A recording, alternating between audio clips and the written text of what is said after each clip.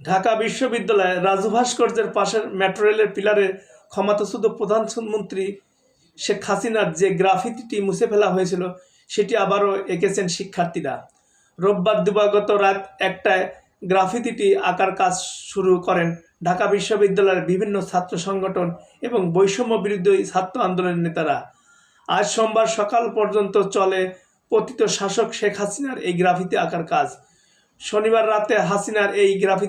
কাজ। শনিবার রাতে বিশ্ববিদ্যালয়ের প্রশাসনের নির্দেশে সিটি কর্পোরেশনের কর্মীরা জনতার ক্ষোভ ও ঘৃণার প্রতীক হয়ে ওঠা শেখ হাসিনার এই গ্রাফিতি মুছে আর কাজ শুরু করেন।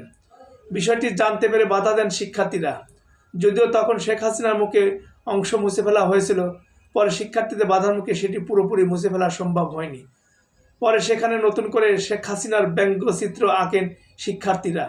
নতুন করে ব্যঙ্গচিত্রটি আঁকেন বাংলাদেশ ছাত্র ইউনিয়নের কেন্দ্রীয় কমিটির সহসভাপতি শিমুল কুম্ভকার, চারুকলা অনুষদের ছাত্র ইউনিয়নের সদস্য মৃধা রাইহান, ছাত্র ফেডারেশনের সাবেক প্রচার সম্পাদক মমিন মুক্তার সবুজ।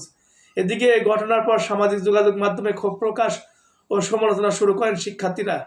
তাদের কেউ কেউ আগের গ্রাফিতিটি আঁকার দাবি তোলেন।